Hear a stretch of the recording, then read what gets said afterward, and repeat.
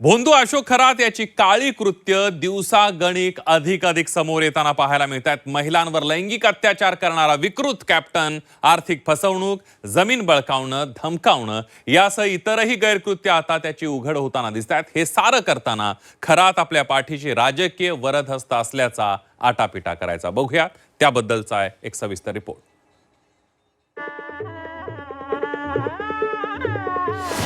नेते खरातच्या दरबारी, मुलीच्या लग्नात वऱ्हाडी, लग्नात राजकारणी वऱ्हाड्यांवरून आरोपांच्या फैरी, लग्नात मिरवणारे नेते खरातला ओळख देईनात, लैंगिक शोषणातील नराधम अशोक खरातच्या दरबारात अनेक राजकारण्यांची उठबस होती हे आता समोर येऊ लागले। अशोक खरातच्या मुलीचं 10 जानेवारी 2026 ला राजेशाही लग्न झालं। नाशिकच्या एका रिसॉर्टवर झालेल्या या लग्नात अनेक राजकारण्यांनी हजेरी लावल्याचा आरोप झालाय। या लग्नात रुपाली चाकणकर आणि दीपक केसरकर जातीनं उपस्थित असल्याचा आरोप होतोय।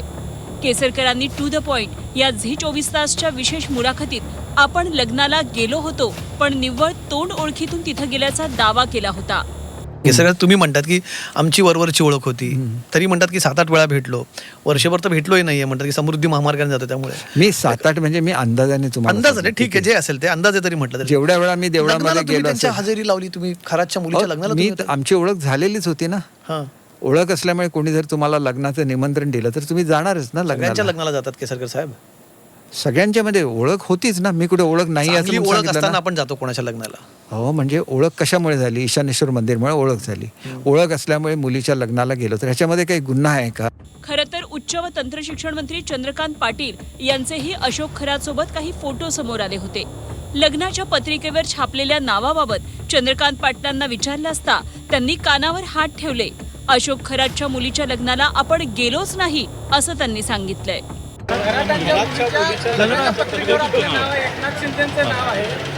ते आपली ग्रामीण पद्धतच आहे ना। तुझ्या घरच्या लग्नाला तू माझं नाव टाक, टाकणारच तुम्हाला विचार, तर त्याच्यामध्ये येणार की नाही येणार, विचारलं की नाही विचारलं, याच्यापेक्षा एक प्रतिष्ठा असते। इतक्या सगळ्या जणांनी निमंत्रण दिलं, त्यामुळे आत्ताच कळलं मला की माझं नाव पत्रिकेवर। काँग्रेसचे नेते विजय वडेट्टीवार यांनी खरातच्या मुलीच्या लग्नातल्या राजकीय वऱ्हाड्यांवरून टोलेबाजी केली आहे। खरातच्या मुलीच्या लग्नात राजकीय नेते समर्थन देण्यासाठी गेल्याचा आरोप विजय वडेट्टीवार यांनी केलाय। खरातला एका सुरात समर्थन देण्यासाठी ते गेले होते की तुम्ही पाप करा, पुण्य करा, आम्ही तुमच्या सोबत आहोत, बिनधास्त राहा। शेवट काय, तुम्ही जर सापडलात तर पुरावे नष्ट करण्यासाठी तुमचा एफिस्टिन करू, हे या लोकांना माहीत होतं आणि म्हणूनच ते सगळे सहभागी झाले होते। या सगळ्या सहभाग्यांची यापूर्वी पण मी बोललेलो आहे, जेवढे प्रशासनातील अधिकारी आहेत, जेवढे राजकीय लोक आहेत, जे कोणी गेले आहेत, त्या सगळ्यांवर गुन्हे दाखल व्हायला पाहिजेत। त्या भोंदूगिरीला समर्थन देण्यासाठी गेलेले आहे। खरातच्या मुलीच्या लग्नात राजकीय नेते गेले म्हणजे ते गुन्हेगार होत नाहीत, पण राजकीय नेत्यानं एखाद्या व्यक्तीच्या घरी लग्नाला जाणं याचे अनेक अर्थ समाजात काढले जातात। किंबहुना घरातील लग्नपत्रिकेत नेत्याचं नाव टाकणं म्हणजे त्या नेत्यासोबत आपले घनिष्ठ संबंध असल्याचा संदेश समाजात जात असतो। त्यामुळे खरातच्या लग्नात गेलेल्या राजकीय नेत्यांना खरातशी काहीच संबंध नाही हे सांगणं थोडं हास्यास्पद म्हणावं लागेल।